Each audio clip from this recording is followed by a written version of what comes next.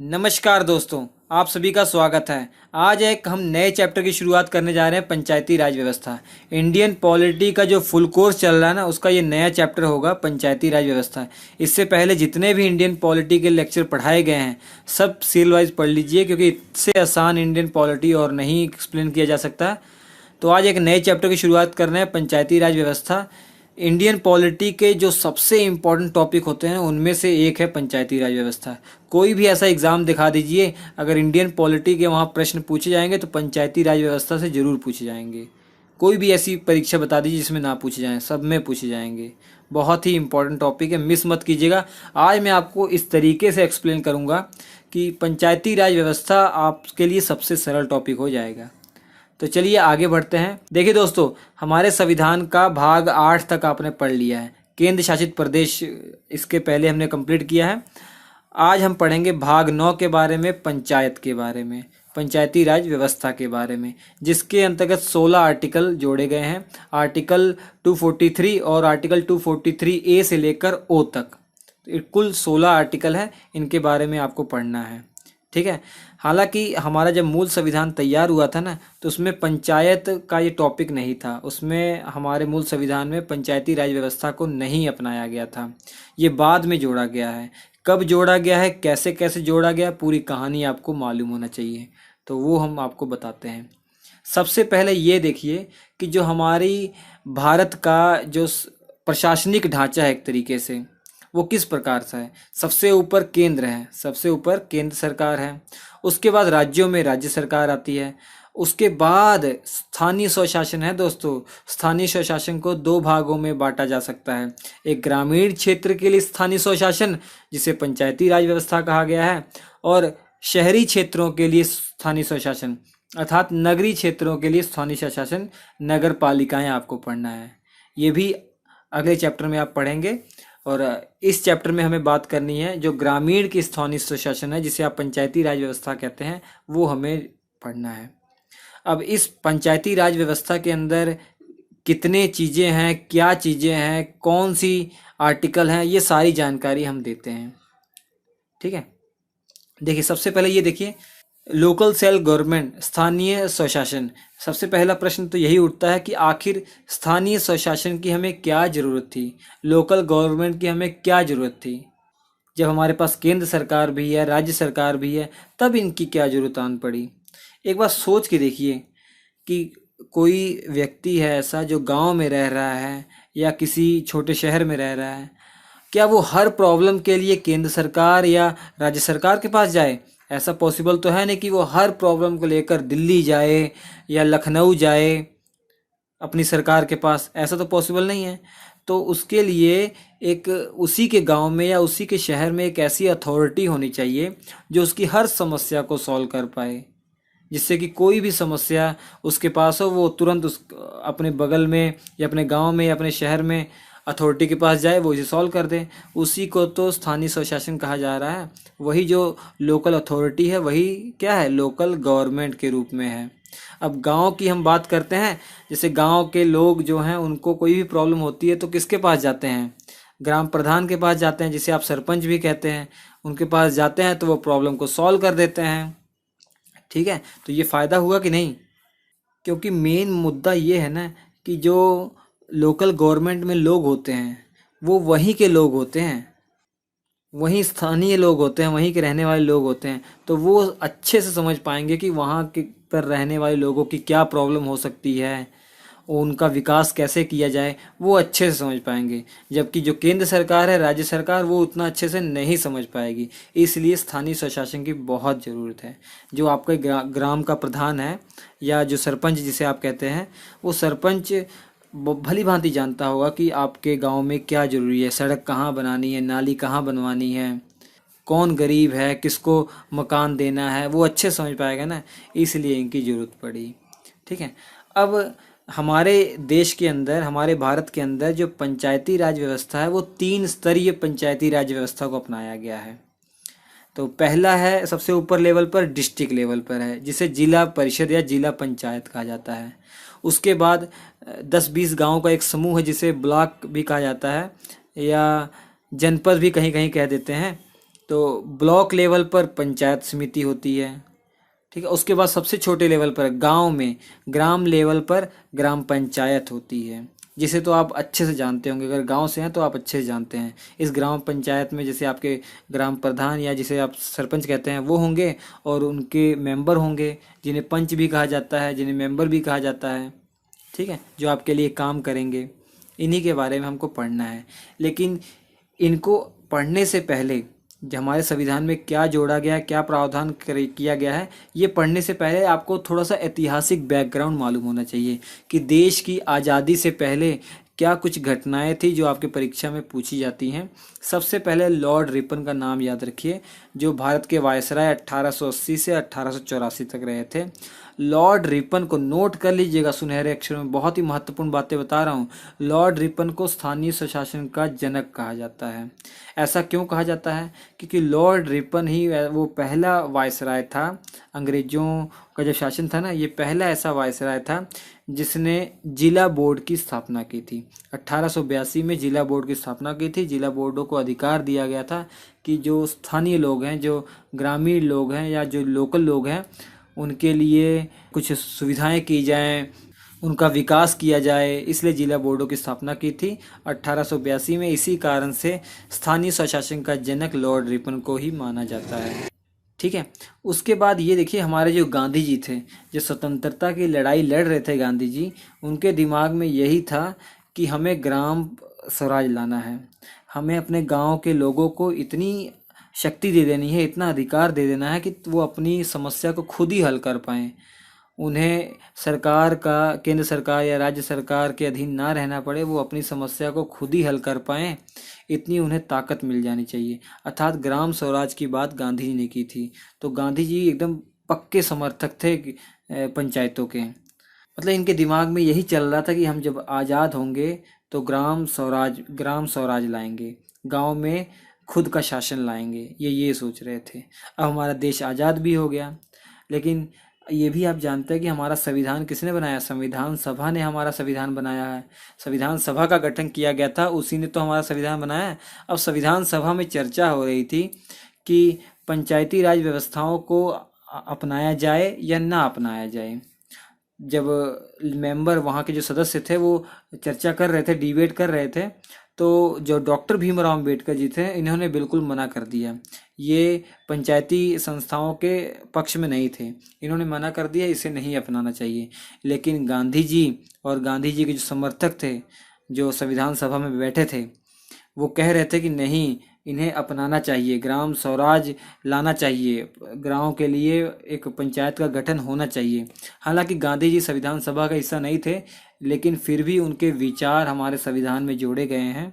वो संविधान आप पढ़ते आ रहे होंगे, नीति निर्देशक तत्व तो पढ़ा होगा आपने, उसमें बहुत ऐसी बातें हैं जो गांधी जी की सोच को दर्शाती हैं, उनके आदर्शों को बताती हैं, बहुत चीज़ें जोड़ी गई हैं। तो उनमें ग्राम स्वराज की भी बात उन्होंने की थी। तो डॉक्टर भीमराव अम्बेडकर जी से पूछा गया, अच्छा रीज़न बताइए, आप क्यों नहीं आप चाहते कि हम पंचायती संस्थाओं को संविधान में जोड़ें? इन्होंने ये कहा कि अगर आप जैसे ग्राम पंचायत का गठन कर रहे हैं, तो ग्राम पंचायत का जो प्रधान बनेगा, जो ग्राम प्रधान बनेगा या जिसे सरपंच कहा जा रहा है, वो वही लोग बन पाएंगे जो उस समय के जमींदार वहाँ होंगे, जो बाहुबली होंगे, जो बहुत ही पैसे वाले होंगे, वही बन पाएंगे। और वो बन जाएंगे तो फिर गरीब लोगों का, जो दलित लोग हैं, उनका शोषण करेंगे। तो इसी कारण से ये विरोध कर रहे थे। तो लेकिन बहुत सारे ऐसे भी लोग थे जो गांधी जी के आदर्शों पे चलते थे, उनका ये मानना था इसे जोड़ना चाहिए। अब प्रॉब्लम क्रिएट हो गई कि जोड़ा जाए कि ना जोड़ा जाए, जोड़ा जाए कि ना जोड़ा जाए, ये प्रॉब्लम क्रिएट हो गई। तो फिर एक मेंबर थे, के संथानम उनका नाम था, उन्होंने सुलह करवाया। उन्होंने कहा अच्छा एक काम कीजिए, इसे डीपीएसपी में जोड़ दीजिए। डीपीएसपी आपने पढ़ा, directive principle of state policy, राज्य के नीति निर्देशक तत्व, संविधान के भाग 4 में है। उन्होंने कहा इसमें जोड़ दीजिए, इसमें होगा ये राज्यों के ऊपर छोड़ दिया जाएगा। अगर राज्य चाहेंगे तो अपने राज्य के अंदर, अपने ज़िले में, अपने गांव में पंचायतों का गठन करेंगे, ये उन पर छोड़ दिया जाए, कंपलसरी ना किया जाए। तो ये फाइनल हो गया, ठीक है, ऐसा कर दिया जाता है। उसके बाद आर्टिकल 40 आपने पढ़ा होगा ना, उसमें बोला गया है कि अगर राज्य चाहे तो अपने गांव में या अपने राज्य के अंदर इन पंचायतों का गठन कर सकती है। तो हमारा जब संविधान बनकर तैयार हुआ ना, उसमें ये मैंडेटरी नहीं था कि पंचायतों का गठन होना ही होना है, नहीं, ये राज्यों के ऊपर निर्भर करता था। अगर वो चाहते तो करते, अगर नहीं चाहते तो नहीं करते। ठीक है, ये मैंडेटरी नहीं था। आप जानते ही हैं संविधान, हमारे संविधान के जो भाग 4 है डीपीएसपी, इसमें जितनी भी बातें लिखी हुई हैं आर्टिकल 36 से 51 तक, ये किसी भी राज्य के लिए बाध्य नहीं है कि उस पर वो काम करे ही करें। वो राज्य के ऊपर डिपेंड करता है कि अगर वो राज्य उस लायक है तो इन बातों को माने या ना माने। इस तरीके से हम कह सकते हैं कि हमारे संविधान में पंचायती संस्थाओं को संवैधानिक दर्जा नहीं दिया गया था। उसके बाद प्रथम जो प्रधानमंत्री बनते हैं जवाहरलाल नेहरू की सरकार आती है। अब जवाहरलाल नेहरू ने ग्रामीण विकास करने के लिए, गांव का विकास करने के लिए, गांव के लोगों का विकास करने के लिए, गांव में रहने वाले जो कृषि हैं, जो किसान हैं, उनका विकास करने के लिए उन्होंने कुछ प्रोग्राम चलाए। 2 प्रोग्राम चलाए। पहला 2 अक्टूबर 1952 में एक प्रोग्राम चलाया जिसे सामुदायिक विकास कार्यक्रम कहा गया है, कम्युनिटी डेवलपमेंट प्रोग्राम। ये बिल्कुल फेल हो गया, ये बिल्कुल असफल हो गया, काम नहीं कर पाया। उसके बाद 1 साल बाद इन्होंने 2 अक्टूबर 1953 में एक और कार्यक्रम चलाया जिसे राष्ट्रीय प्रसार सेवा या नेशनल एक्सटेंशन सर्विस कहा गया। ये भी बिल्कुल फेल हो गया। अब प्रधानमंत्री की जो सरकार थी, जवाहरलाल नेहरू की जो सरकार थी, ये बिल्कुल आश्चर्य में पड़ गई, ये क्या होगा, हम ग्रामीण लोगों के लिए प्रोग्राम चला रहे हैं, ये तो फेल होता जा रहा है, क्या किया जाए, क्या किया जाए, कुछ समझ में नहीं आ रहा। इसके बाद इन्होंने क्या किया, 1957 में बलवंत राय मेहता समिति का गठन कर दिया। इस समिति के अध्यक्ष बलवंत राय मेहता थे। 1957 में इस समिति का गठन हुआ। अब इन्हें काम दिया गया जवाहरलाल नेहरू की सरकार के द्वारा, आप ये चेक कीजिए कि जो हमने 2 प्रोग्राम चलाए हैं ग्रामीण लोगों के विकास के लिए, वो फेल क्यों हो गए, उसमें इतना पैसा हमने लगाया फिर भी असफल क्यों होंगे, क्या कारण है। और आप ये भी बताइए कि इस तरीके से क्या और प्रोग्राम चलाए जाए ताकि ग्रामीण लोगों का विकास हो सके। तो बलवंत राय मेहता जी ने कहा ठीक है, हम चेक करते हैं। तो इन्होंने 1957 में अपनी रिपोर्ट भी प्रस्तुत कर दी। बलवंत राय मेहता जी ने कहा कि आप जितने मर्जी ऐसे प्रोग्राम चला लीजिए, वो सफल कभी नहीं होंगे। इनसे रीज़न पूछा गया क्यों नहीं सफल होंगे भाई। इन्होंने कहा कि आप ग्रामीण लोगों के लिए ये प्रोग्राम चला रहे हैं, ग्रामीण लोगों का विकास करना चाह रहे हैं, और इस प्रोग्राम में जितने भी लोग शामिल हैं, ग्रामीण का कोई भी जनप्रतिनिधि इसमें नहीं है, सब प्रशासन के लोग हैं। इसमें प्रशासन का इतना ज़्यादा हस्तक्षेप है तो विकास उनका कैसे हो पाएगा। अगर आपको ग्रामीण लोगों की प्रॉब्लम जाननी है तो वहाँ के लोगों को अपने में शामिल करना पड़ेगा ना, उनसे पूछना पड़ेगा क्या समस्या है, तभी तो विकास हो पाएगा। तो इन्होंने मेनली ये कारण दिया कि जन सहभागिता का अभाव है इसमें। इन प्रोग्राम में जो कार्यक्रम चलाए गए थे उनमें जन सहभागिता का अभाव था, इसी कारण से। अब इनसे पूछा गया कि आप सुझाव दीजिए कि किस प्रकार से लोगों का, जो ग्रामीण लोगों का विकास किया जाए। तो बलवंत राय मेहता जी ने कुछ सुझाव दिए। पहला उन्होंने सुझाव दिया कि हमें लोकतांत्रिक विकेंद्रीकरण अपनाना चाहिए, अर्थात डेमोक्रेटिक डिसेंट्रलाइजेशन अपनाना चाहिए। अब इनसे पूछा गया भाई ये क्या है, लोकतांत्रिक विकेंद्रीकरण क्या है। इन्होंने कहा कि शक्तियों को अलग अलग स्तर पर आप बांट दीजिए, जैसे केंद्र सरकार के पास शक्ति है, फिर राज्य सरकार के पास शक्ति है, इसी तरीके से आप लोकल गवर्नमेंट को भी शक्ति दीजिए, जो गांव के लोग हैं उनको भी शक्ति दीजिए, वो खुद अपना विकास कर सकें। तो इनसे पूछा गया ये कैसे होगा भाई। तब बलवंत राय मेहता जी ने कहा कि आप गांव में पंचायती राज व्यवस्था लागू कीजिए, ग्रामीण क्षेत्रों में पंचायती राज व्यवस्था लागू कीजिए, वो त्रिस्तरीय पंचायती राज व्यवस्था होनी चाहिए, अर्थात जिले लेवल पर जिला पंचायत हो, और जनपद लेवल, ये मतलब ब्लॉक लेवल पर पंचायत समिति हो, और गांव में ग्राम लेवल पर ग्राम पंचायत हो। ठीक है। एक और महत्वपूर्ण, बहुत ही इम्पोर्टेंट क्वेश्चन है कि अगर पूछा जाए लोकतांत्रिक विकेंद्रीकरण का जनक किसे कहा जाता है, तो बलवंत राय मेहता जी को कहा जाता है। ठीक है। और ये भी पूछा जाता है कि भारत में पंचायती राज व्यवस्थाओं के शिल्पकार या वास्तुकार किसे कहा जाता है, तो बलवंत राय मेहता जी ही हैं। नोट कर लीजिएगा, इम्पोर्टेंट। ठीक है, लोकतांत्रिक विकेंद्रीकरण का मतलब आप समझ गए ना, कि जो शक्तियां हैं, सत्ता करने की जो शक्ति है, रूल करने की जो पावर है, वो अलग अलग स्तर पर बट जाए। ऐसा ना हो कि केवल केंद्र के पास ही शक्ति हो, केवल प्रधानमंत्री के पास शक्ति हो कि वो तानाशाह बन जाए, ऐसा नहीं है। अलग अलग स्तर पर बांट दीजिए।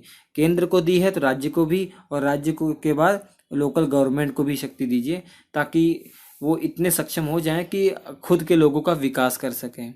ठीक है, अब इनकी समितियों को स्वीकार कर लिया गया, भारत सरकार ने इनकी सिफारिशों को स्वीकार कर लिया गया। उसके बाद इनकी रिपोर्ट को सरकार ने देखा, सरकार ने सोचा हाँ ये तो बिल्कुल सही कह रहे हैं। इनकी रिपोर्ट को जो सिफारिशें दी थी ना, सारी सिफारिशों को मान लिया गया। अब केंद्र सरकार ने राज्यों को प्रेरित किया कि वो अपने अपने राज्य में पंचायती राज व्यवस्था लागू करें। ठीक है, लेकिन अभी भी कुछ भी मैंडेटरी नहीं था, बस प्रेरित ही कर रहे थे, क्योंकि संवैधानिक दर्जा मिला ही नहीं हुआ है पंचायती संस्थाओं को, तो वो कंपलसरी तो था ही नहीं कि हाँ राज्य को लागू करना ही करना है। अभी तक भी लागू करना कंपलसरी नहीं था, इसलिए प्रेरित किया जा रहा था केंद्र सरकार के द्वारा कि राज्य इन्हें लागू करे। तो राजस्थान वो पहला राज्य था जिसने 2 अक्टूबर 1959 में नागौर जिले के बगदरी गांव में पहली बार इस पंचायती व्यवस्थाओं को लागू किया। ठीक है, एग्जाम में क्वेश्चन पूछा जाएगा कि पहला राज्य कौन था, तो राजस्थान वो पहला राज्य था जिसने 2 अक्टूबर 1959 में नागौर जिले के अंदर एक बगदरी गांव है, वहां पर इन पंचायती व्यवस्था को लागू किया। इसके बाद 9 दिन के बाद अर्थात 11 अक्टूबर 1959 में आंध्र प्रदेश ने भी लागू किया।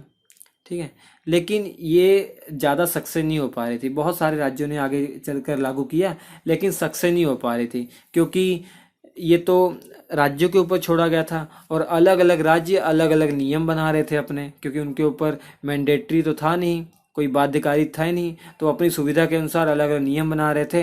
कईयों को पैसे मिलते थे, कईयों को पैसे नहीं मिलते थे, तो बिना पैसों के कैसे डेवलपमेंट हो पाएगा, तो इसलिए ये सक्सेस नहीं हो पा रही थी। उसके बाद 1977 में अशोक मेहता समिति का गठन किया गया। उस समय मोरारजी देसाई की सरकार थी। अब अशोक मेहता समिति ने ये सिफारिश की कि हमें त्रिस्तरीय पंचायती राज व्यवस्था को नहीं लागू करना चाहिए, हमें द्विस्तरीय लागू करना चाहिए।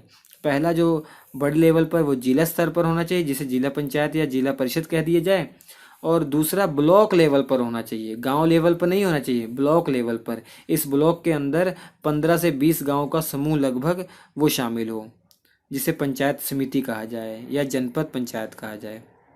और इन्होंने बताया कि इन पंचायती संस्थाओं का जो कार्यकाल है वो 4 वर्ष कार्यकाल होना चाहिए। और ये भी बताया कि इन्हें टैक्स लगाने का भी अधिकार दीजिए, ताकि ये कोई काम करे, जैसे सड़क बना दिया इन्होंने, नाली बना दी है, ग्राउंड खेलने के लिए बना दिया, उस पर ये टैक्स लगाएं और वहाँ के लोगों से टैक्स वसूलें। तो टैक्स वसूलेंगे तो ये पैसा इकट्ठा होगा और पैसों का इस्तेमाल ये आगे काम के लिए करेंगे, तब इनका राज्यों के ऊपर पैसों का मतलब कुछ भी भार नहीं रहेगा ज़्यादा। ठीक है, उसके अलावा इन पंचायतों के लिए वित्त आयोग का भी गठन किया जाए। वित्त आयोग का ये काम हो कि ये जो टैक्स लगा रहे हैं, जैसे इन टैक्स के लगाने के तरीकों में कैसे सुधार किया जाए, और इन पंचायती संस्थाओं को पैसे कहाँ कहाँ से मिलेंगे, वो सारा निर्णय वित्त आयोग करें। और इन पंचायती संस्थाओं में जो सदस्य होंगे उनमें आरक्षण भी होना चाहिए, SC ST आरक्षण भी दिया जाए। ठीक है, और इसके अलावा ग्राम न्यायालय का भी गठन किया जाए। इन्होंने ये भी सुझाव दिया कि जैसे गांव में कोई घटना होती है, छोटी मोटी चोरी डकैती हो गई या लड़ाई झगड़ा हो गया, तब इसके लिए ये ना हो कि हाई कोर्ट बंदा चला जाए या सुप्रीम कोर्ट चला जाए या डिस्ट्रिक्ट कोर्ट चला जाए। ये सब छोटी प्रॉब्लम के लिए एक कोर्ट गांव में ही होना चाहिए, ये मतलब ग्राम न्यायालय होना चाहिए, वो ऐसी छोटी मोटी प्रॉब्लम सॉल्व कर सके, ये कहा। लेकिन बात ये हुई कि 1989, ये 1979 है, 1979 में सरकार गिर गई, मोरारजी देसाई की सरकार गिर गई, और सरकार गिरने के कारण इनकी सिफारिशों को भी नहीं माना गया। तो अशोक मेहता की समिति की जो सिफारिशें थी वो नहीं मानी गई, क्योंकि 1989 में सरकार गिर गई थी और जो अगली सरकार आई थी उन्होंने इन सिफारिशों को नहीं माना। उसके बाद GV के राव समिति का गठन किया गया 1985 में, डेट याद रखिए, इनके बारे में कुछ आपको याद नहीं रखना है।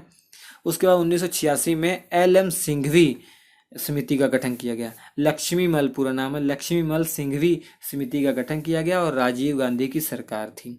राजीव गांधी की सरकार के द्वारा एल एम सिंघवी समिति का गठन किया गया। अब इस समिति ने ये कहा कि पंचायती राज व्यवस्थाओं को आप संवैधानिक दर्जा दीजिए, संविधान में कंपलसरी रूप से लिख दीजिए और राज्यों के ऊपर बाध्यकारी कर दीजिए कि राज्यों को लागू करना ही करना है, तब जाकर विकास हो पाएगा, इससे पहले विकास नहीं हो पाएगा। ठीक है, तो एक प्रश्न बहुत इंपॉर्टेंट बनता है कि पंचायती संस्थाओं को पहली बार संवैधानिक दर्जा देने की बात किसने की थी? एल एम सिंघवी समिति ने की थी, याद रखिएगा। इन्होंने भी त्रिस्तरीय ढांचे की बात की थी कि जो पंचायती समिति है वो त्रिस्तरीय होनी चाहिए, डिस्ट्रिक्ट लेवल पर, मिडिल में ब्लॉक लेवल पर और गांव लेवल पर।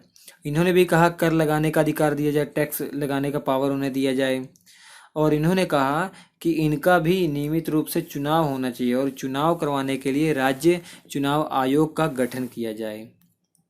इसके अलावा इन्होंने भी कहा कि ग्राम न्यायालय का गठन किया जाए, लेकिन उन्होंने कहा कि कुछ आसपास के गांवों को मिलाकर एक ग्राम न्यायालय का गठन किया जाए।